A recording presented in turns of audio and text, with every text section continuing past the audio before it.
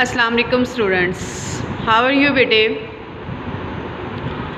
Today we are going to discussing the first chapter of second year syllabus of biology, and the chapter number 15 is homeostasis.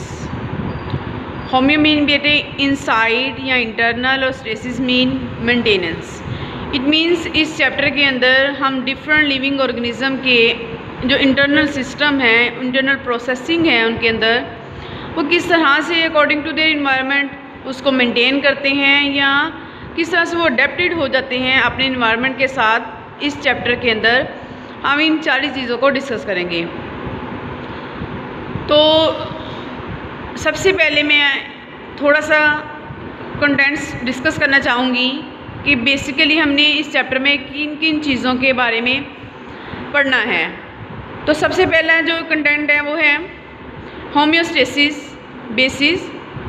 उसके बाद homeostasis को control करने के लिए control system, osmo regulation in plant, osmo regulation in animals, excretion, thermo regulation.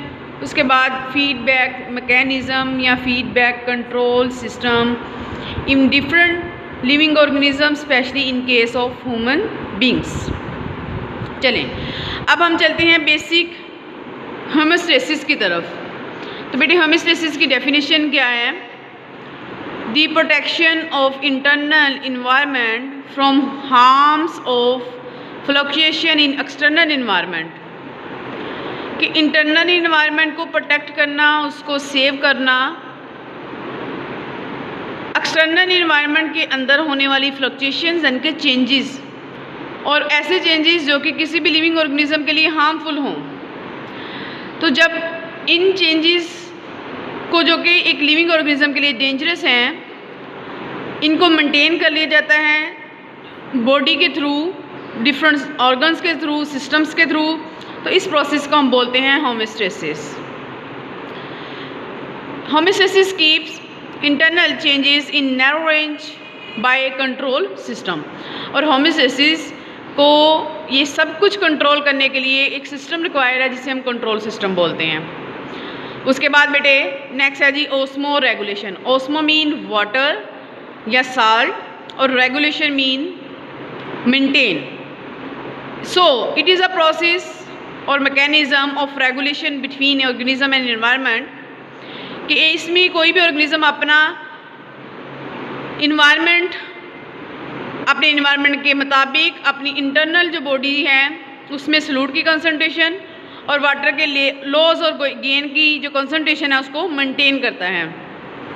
In other word we can say that osmoregulation is a process of maintenance internal body salt or solute and water concentration. And next one is the thermoregulation. Thermo means temperature and regulation mean as above. The maintenance of the internal body temperature within the tolerable range.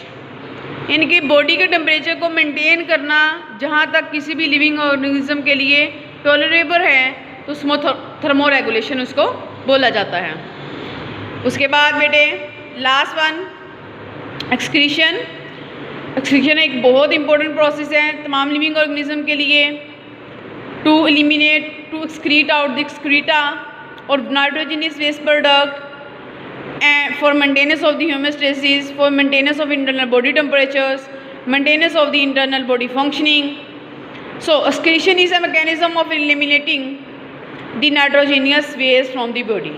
तो excretion हर living organism की अपने habitat के मुताबिक, उसकी food इंटेकिंग के मुताबिक और उसका जो लिविंग स्टाइल है उसके मुताबिक हर लिविंग ऑर्गेनिज्म का जो एक्सक्रीटरी प्रोडक्ट है, नाइट्रोजनस वेस्ट प्रोडक्ट है, वो डिफरेंट है और उसके लिए डिफरेंट अमाउंट ऑफ वाटर जो है वो रिक्वायर है, जो कि इंशाल्लाह हम नेक्स्ट लेक्चर के अंदर डिटेल के अंदर डिस्कस करेंगे. आज हमने थोड़ी सी बेसिक डेफिनेशंस इसके बारे में डिस्कस की. मुझे उम्मीद है कि आपको आज के लेक्चर की समझ आ गई होगी. अल्लाह हाफिज़.